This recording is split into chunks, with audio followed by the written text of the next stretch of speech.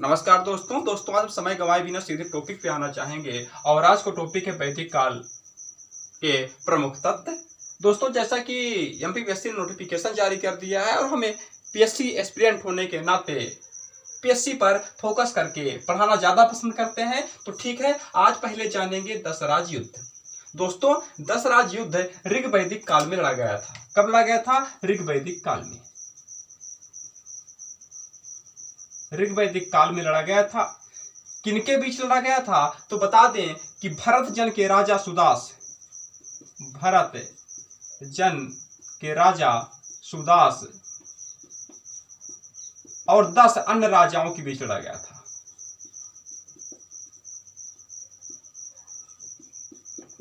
और 10 अन्य राजाओं के बीच लड़ा गया था। तो ठीक है, दशराज युद्ध ऋग वैदिक काल में लड़ा गया था। कब लड़ा गया था? ऋग वैदिक काल में लड़ा गया था। भरत जन के राजा सुदास और 10 अन्य राजाओं के बीच लड़ा गया था।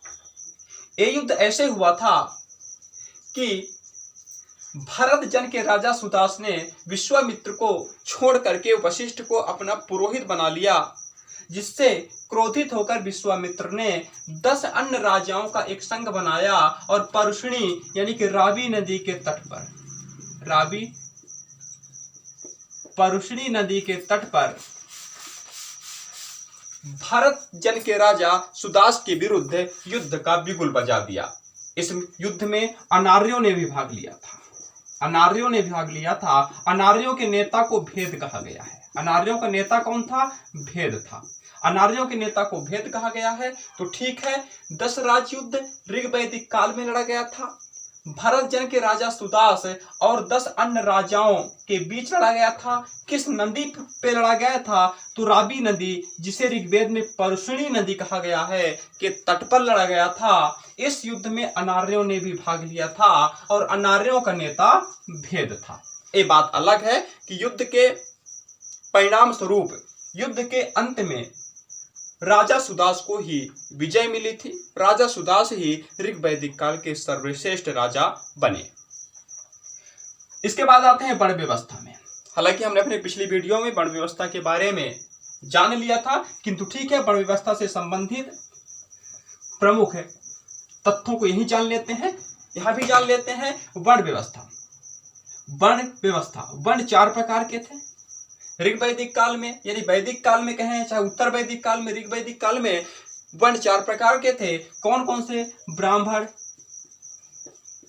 क्षत्रिय, वैश्य और शूद्र। जैसा कि सबको पता है, जैसा कि आज भी हमारे समाज में इन चारों वर्णों को तो देखने को मिलता है। कौन कौन से? ब्राह्मण, क्षत्रिय, वैश्य और शूद्र। तो प्रश्न यह है कि वर्ण व्यवस्था की प्रारंभिक जानकारी कहां से मिली? तो बताते हैं कि वर्ण व्यवस्था की प्रारंभिक जानकारी ऋग्वेद के 10वें मंडल के पुरुष सूक्त पर्व से। तो ठीक है, वर्ण व्यवस्था की प्रारंभिक जानकारी ऋग्वेद के 10वें मंडल के पुरुष सूक्त पर्व से प्राप्त होती है।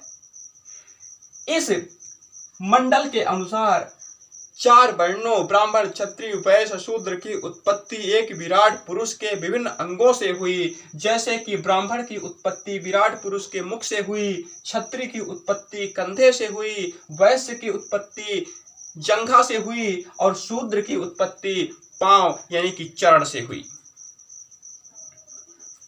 अब आते हैं वस्त्र में।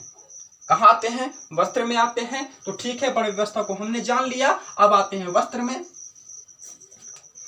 ऋग वैदिक काल में, या कहें कि वैदिक काल में ही कहें, ऋग वैदिक काल उत्तर वैदिक काल की यहां बात नहीं कर रहे हैं अभी वस्त्र को लेकर के। तो वस्त्र वैदिक काल में हमें 3 प्रकार के वस्त्र दिखाई देते हैं मूल रूप से। पहला है निवि, दूसरा है वास, तीसरा है अधिवास। तो ठीक है, वैदिक काल में हमें 3 प्रकार के वस्त्र, 3 प्रकार के पहने जाने वाले कपड़े के साक्ष्य दिखाई देते हैं। पहला है निवि, जो कि कमर के नीचे पहना जाता था, दूसरा है वास, जो कि मुख्य भाग पर पहना जाता था, मुख्य भाग पर। शरीर के मुख्य भाग पर जो वस्त्र वैदिक काल में पहना जाता था उसे वास कहते थे। कमर के नीचे जो वस्त्र जो कपड़ा पहना जाता था उसे निवि कहते थे। और सिर के ऊपर जो ओढ़ा जाता था, ऊपर तो ठीक है, सिर के ऊपर ओढ़े जाने वाले वस्त्र या कपड़े को अधिवास कहते थे। क्या कहते थे? अधिवास कहते थे। तो ठीक है, याद हो जाएगा। निवि कमर के नीचे पहना जाने वाला वस्त्र, वास शरीर के मुख्य भाग पर पहना जाने वाला वस्त्र, और अधिवास सिर के ऊपर से ओढ़ा जाने वाला वस्त्र था, कपड़ा था। तो ठीक है, ये तो हो गई वस्त्र की जानकारी। अब बात करेंगे आभूषण की। किसकी बात कर ले? आभूषण की।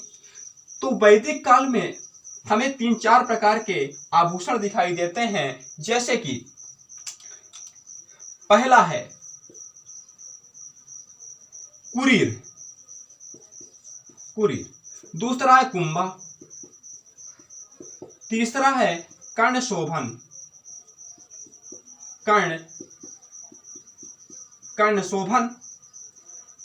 फिर है कड़ा, फिर है खंडुआ।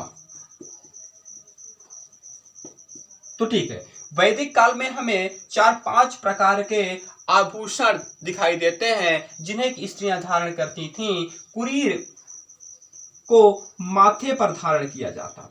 कहां धारण किया जाता था? कुरीर माथे का आभूषण था, आजकल की जैसे कि माथबिंदिया। ठीक है, तो आजकल की माथबिंदियों को हम कुरीर कह सकते हैं, क्योंकि कुरीर वैदिक काल में माथे पर धारण किया जाने वाला आभूषण था। इसके बाद बात करेंगे कुंभा की। तो कुंभा को सिर पर धारण किया जाता था। कहां धारण किया जाता था? कुंभा को सिर पर पहना जाता था। अब कर्ण शोभन, कर्ण से मतलब होता है कान, शोभन का मतलब होता है शोभित करने वाला। वह आभूषण जो कानों को शोभित करता था उसे कर्ण शोभन कहते थे। मतलब स्पष्ट है कि कर्ण शोभन कान में पहना जाने वाला आभूषण था। इसके बाद बात करेंगे कड़ा की। तो कड़ा जैसा कि आज भी लोग पहनते हैं हाथ में, तो ठीक है, कड़ा हाथ का आभूषण था। खंडुआ वैदिक काल में पैर में पायल के स्थान पर पहना जाने वाला आभूषण था। कहां पहना जाता था इसे? पैर में पहना जाता था। तो ठीक है, हमने आभूषण के बारे में जान लिया।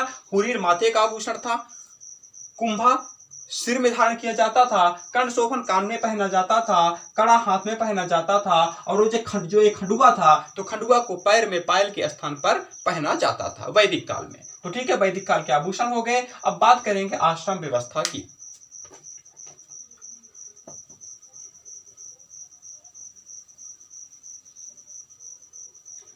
अगर हम आश्रम व्यवस्था की बात करें तो आश्रम व्यवस्था की जानकारी सबसे पहले जबालोपनिषद से मिलती है। सर्वप्रथम जानकारी कहां से मिलती है? सर्वप्रथम जानकारी जबालोपनिषद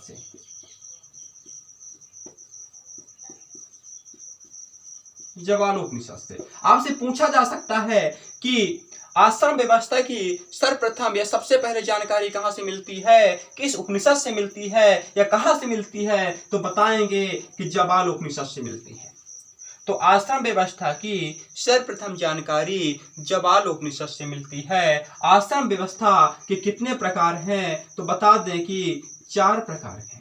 कितने हैं? 4 प्रकार हैं। आश्रम के कितने प्रकार हैं? 4 प्रकार हैं। और ये 4 प्रकार कौन कौन से हैं ये जान लेते हैं। तो पहला है ब्रह्मचर्य आश्रम, दूसरा है गृहस्थ आश्रम,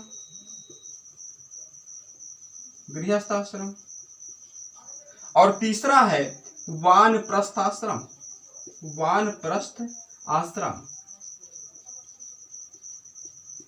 और चौथा है संन्यास आश्रम। तो ठीक है, हमने जाना कि आश्रम व्यवस्था की प्रारंभिक जानकारी जबालोपनिषद से प्राप्त होती है। आश्रम 4 प्रकार के हैं: ब्रह्मचर्य आश्रम, गृहस्थ आश्रम, वानप्रस्थ आश्रम और संन्यास आश्रम।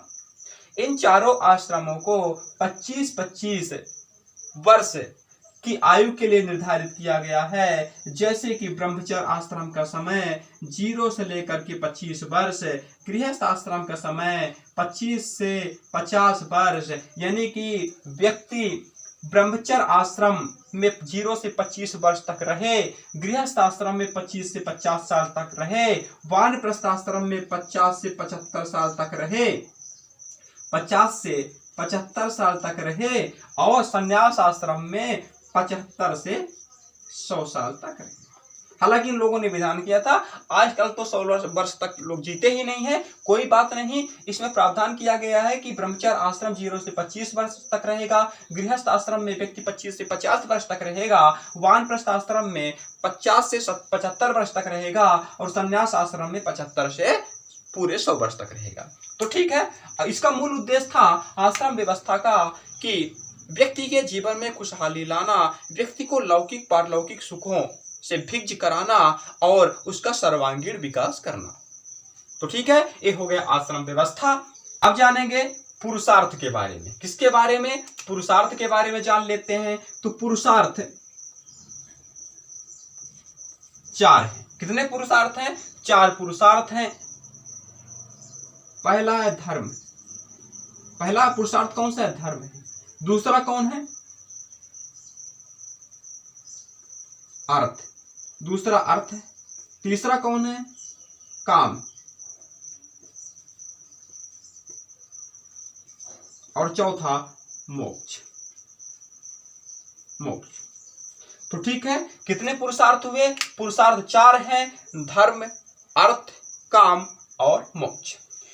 इन पुरुषार्थों में जो सर्वश्रेष्ठ है, सबसे ऊपर है, वो धर्म है। सर्वश्रेष्ठ। कहने का मतलब कि यदि अर्थ और काम का आचरण धर्म के अनुकूल किया जाता है, तो व्यक्ति सहजता से ही मोक्ष को प्राप्त कर लेता है। तो ठीक है, 4 पुरुषार्थ हो गए, धर्म, अर्थ, काम और मोक्ष। धर्म का मतलब होता है धार्मिक कार्यों को करना, धर्म संगत कार्यों को करना। अर्थ का मतलब होता है धन संपत्ति का अर्जन करना, धन संपत्ति को प्राप्त करना। काम का मतलब होता है संतान उत्पत्ति के उद्देश्य से कार्यों को करना, और मोक्ष का मतलब होता है निर्वाण को प्राप्त कर लेना, मुक्ति को पा लेना। तो ठीक है, ये पुरुषार्थ हो गए। अब बात करेंगे ऋण की।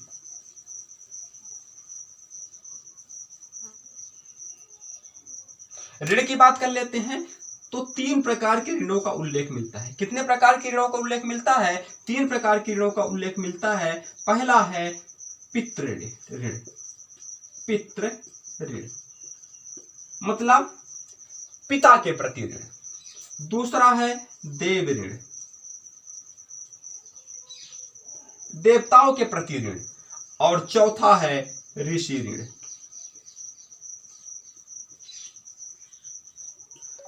ऋषि के प्रति ऋण। तो ठीक है, कितने प्रकार के ऋणों का उल्लेख किया गया है वैदिक काल में? 3 प्रकार की ऋणों का उल्लेख किया गया है, पितृ ऋण, देव ऋण और ऋषि ऋण। इन तीनों ऋणों का वैदिक काल में प्रचलन था। अब बात करते हैं ऋग्वेद में उल्लेख। ऋग्वेद में किसका कितने बार उल्लेख किया गया है, इसकी बात करेंगे, जो कि प्रत्येक प्रतियोगी परीक्षा की दृष्टिकोण से बेहद महत्वपूर्ण है। तो ठीक है, ऋग्वेद में किसका कितने बार उल्लेख किया गया है? तो पहले नदियों को देख लेते हैं। ऋग्वेद की में सबसे पवित्र नदी किसे माना गया है? सरस्वती को। सरस्वती पवित्र नदी। आर्यों की सबसे पवित्र नदी किसे माना गया है? तो सरस्वती नदी को आर्यों की सबसे पवित्र नदी माना गया है। ये बात अलग है कि यमुना का 3 बार और गंगा का 1 बार उल्लेख किया गया है। किसमें भाई? ऋग्वेद में यमुना का 3 बार और गंगा का केवल 1 बार उल्लेख किया गया है। सरस्वती नदी को आर्यों का सबसे पवित्र नदी माना गया है। अब बात कर लेते हैं सभा, जो परिषदें थी, सभा, समिति और विदथ। सभा, समिति और विदथ की। तो सभा समिति विदत में से ये जानना ज्यादा इंपॉर्टेंट है, जिसका सब ज्यादा बार उल्लेख किया गया है। तो विदत का 212 बार उल्लेख किया गया है, ये ध्यान रखना। और बाकी सभा समिति ज्यादा इंपॉर्टेंट नहीं है। तो ठीक है, इसके बाद आते हैं ब्राह्मण, क्षत्रिय और शूद्र। ब्राह्मण, क्षत्रिय और शूद्र, वैश्य को छोड़ दिया जाए।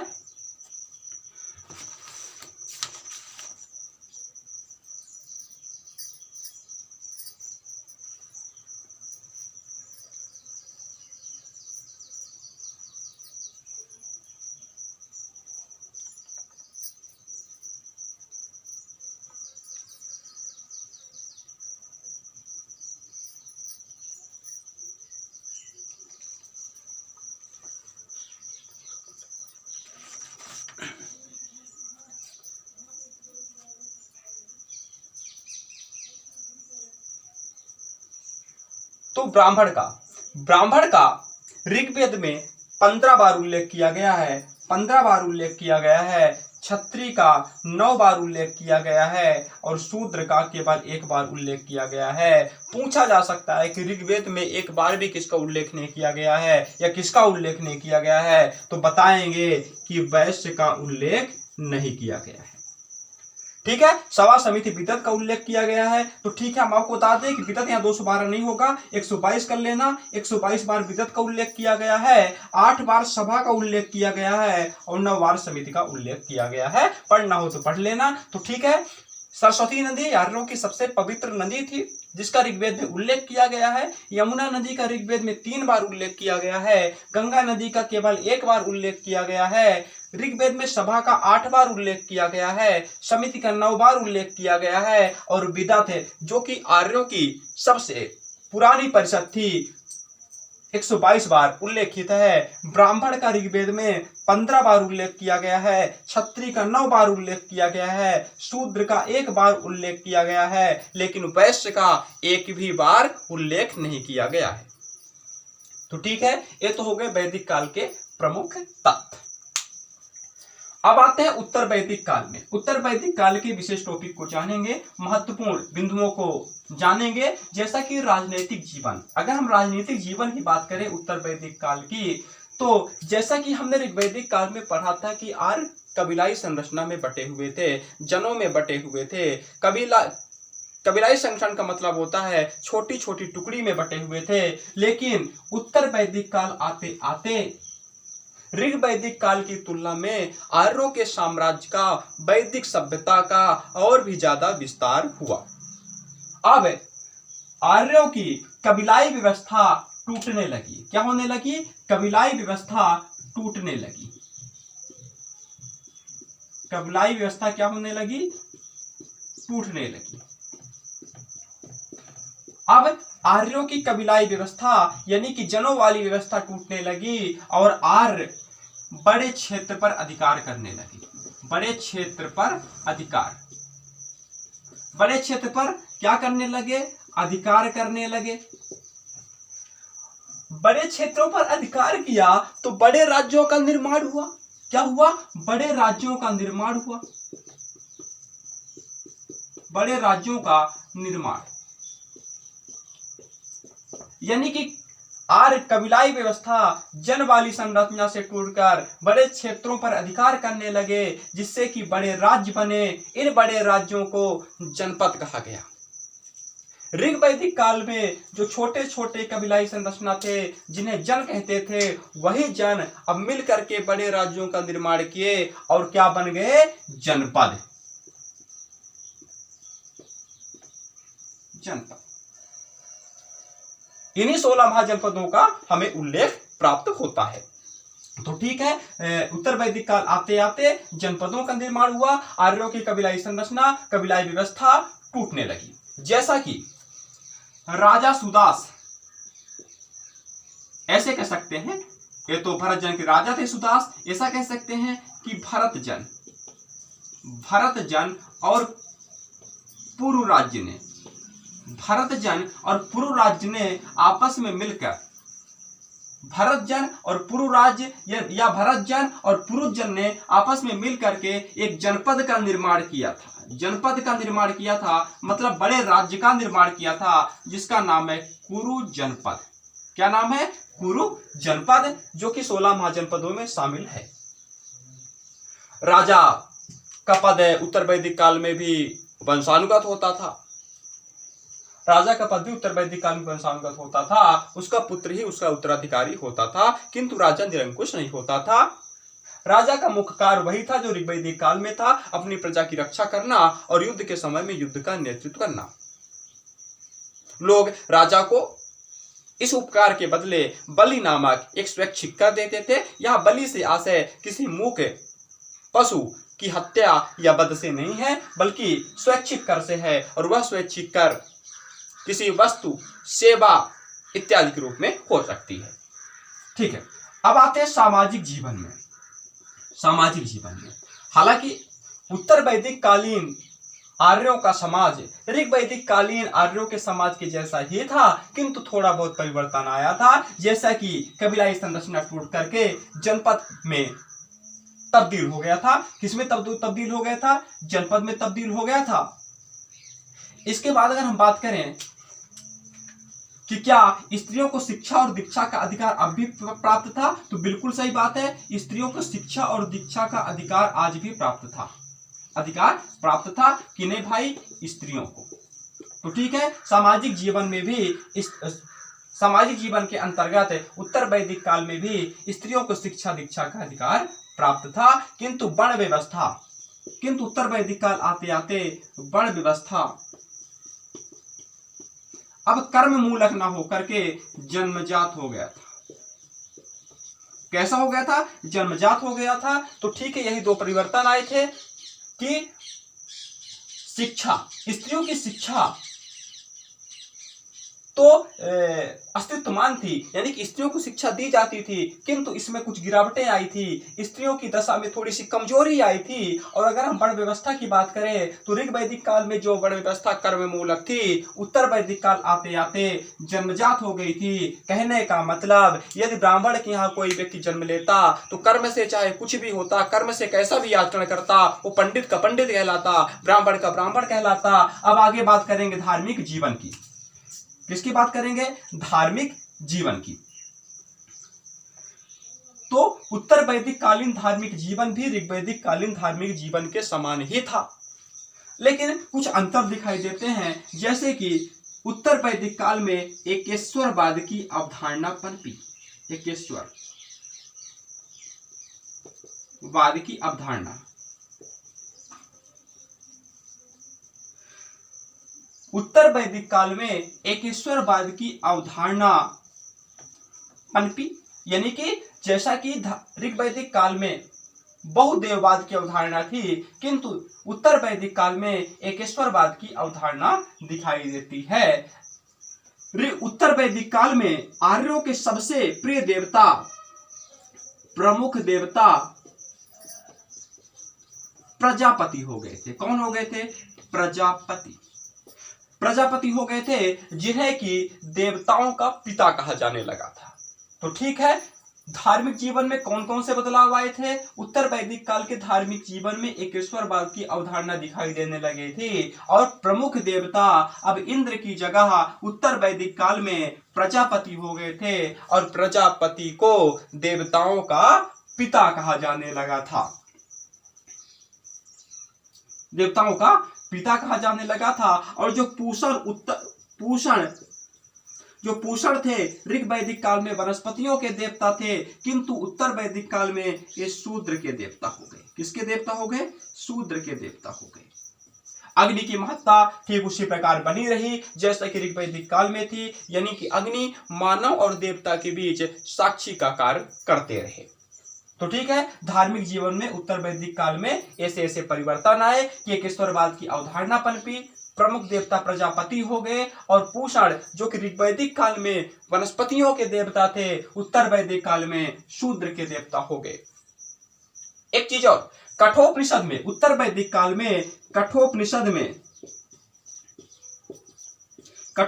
में निर्गुण ब्रह्म की जानकारी प्राप्त होती है। निर्गुण ब्रह्म की जानकारी आपसे पूछा जा सकता है किस उपनिषद में सबसे पहले निर्गुण ब्रह्म की जानकारी प्राप्त हुई है, तो बता देंगे कठोपनिषद में सबसे पहले निर्गुण ब्रह्म की जानकारी प्राप्त हुई है। पूछा जा सकता है साकार और निराकार दोनों ब्रह्म की जानकारी कहां से प्राप्त हुई है, तो बता देंगे मांडूक्य उपनिषद से। मांडूक्य उपनिषद, तो ठीक है, मांडूक्य उपनिषद से साकार प्लस निराकार, तो ठीक है, मांडूक्य उपनिषद से साकार और निराकार दोनों ब्रह्म की पहली जानकारी प्राप्त हुई है, जबकि निर्गुण ब्रह्म की जानकारी कठोपनिषद से प्राप्त हुई है। ये वही कठोपनिषद है जिसका संबंध शुक्ल यजुर्वेद से है और जिसमें यम नचिकेता संवाद का उल्लेख किया गया है। अब आते हैं व्यवसाय में। उत्तर वैदिक कालीन व्यवसाय को देखेंगे। व्यवसाय, उत्तर वैदिक कालीन व्यवसाय की अगर हम बात करें तो उत्तर वैदिक काल में आर्य अब स्थायी जीवन जीने लगे थे। जैसा कि हमने पढ़ा है अपनी पिछली क्लास में कि ऋग वैदिक काल में आर्यों का जीवन अस्थायी था और यही कारण था कि उन्होंने कृषि को ज्यादा महत्व नहीं दे पाया था। उनका प्रमुख व्यवसाय पशुपालन था, किंतु उत्तर वैदिक काल आते आते आर्य स्थायी जीवन जीने लगे। आर्य स्थायी जीवन, स्थायी रूप से जीने लगे, रूप से जीने लगे। तो ठीक है, उत्तर वैदिक काल आते आते आर्यों ने स्थायी जीवन जीना शुरू किया। अब जब आर्यों ने स्थायी जीवन शुरू किया तो कृषि कार्य होने लगे, बड़े तादाद पर कृषि कार्य होने लगे। कृषि कार्य में विस्तार, कृषि कार्य में विस्तार, तो ठीक है, उत्तर वैदिक काल आते आते आर्यों का जीवन स्थायी हो चला और कृषि के कार्य में विस्तार हो चला। इस प्रकार कृषि उत्तर वैदिक काल का प्रमुख व्यवसाय था। क्या था? प्रमुख व्यवसाय। तो ठीक है, पूछा जा सकता है कि उत्तर वैदिक काल में आर्यों का प्रमुख व्यवसाय कौन सा था, तो बताएंगे कृषि। और दूसरा व्यवसाय अब क्या हो गया था? उत्तर वैदिक काल में आर्यों का दूसरा व्यवसाय पशुपालन था। हालांकि पशुपालन का महत्व बना रहा। गाय सबसे प्रिय पशु थी। उत्तर वैदिक काल में भी गाय को वध करने योग्य नहीं माना जाता था और यही कारण है कि उसे अघन्या कहा जाता था। गाय की वध करने वाले व्यक्ति को मृत्युदंड की सजा दी जाती थी। तो ये तो हो गया व्यवसाय। अब बात कर लेंगे व्यापार की। उत्तर वैदिक कालीन व्यापार की अगर हम बात करें तो उत्तर वैदिक काल में व्यापारी को, जो व्यापार करते थे, उन्हें बड़िक या फिर पड़ी कहा जाता था। उत्तर वैदिक काल के व्यापारियों को वड़िक या पड़ी कहा जाता था, किंतु जो इन व्यापारियों का वड़िक और पड़ी का प्रमुख होता था, जो प्रमुख होता था, उसे श्रेष्ठी कहते थे। क्या कहते थे? श्रेष्ठी कहते थे। उत्तर वैदिक काल में वस्तुओं के लेन देन की सबसे प्रिय माध्यम क्या था, तो बता दें कि उत्तर वैदिक काल में वस्तुओं के लेन देन की सबसे प्रिय माध्यम वस्तु विनिमय प्रणाली थी। कौन सी प्रणाली थी? वस्तु विनिमय प्रणाली।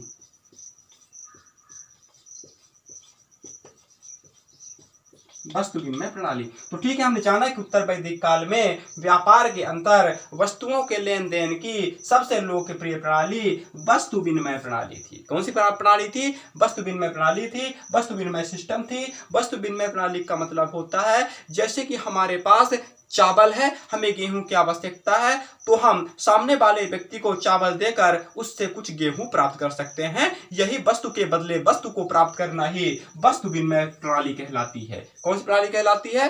वस्तु विनिमय प्रणाली कहलाती है। उत्तर वैदिक काल में मुद्रा के साक्ष्य तो नहीं मिलते, किंतु निष्क और शतमान ये दोनों इकाइयां थी जिन्हें की मुद्रा के या सिक्के के रूप में जाना जाता है।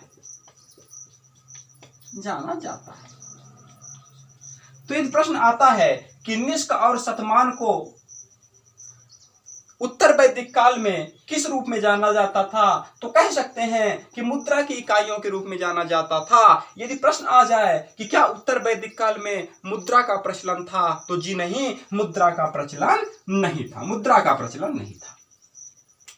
ठीक है, अब कुछ धातुओं की बात कर लेते हैं।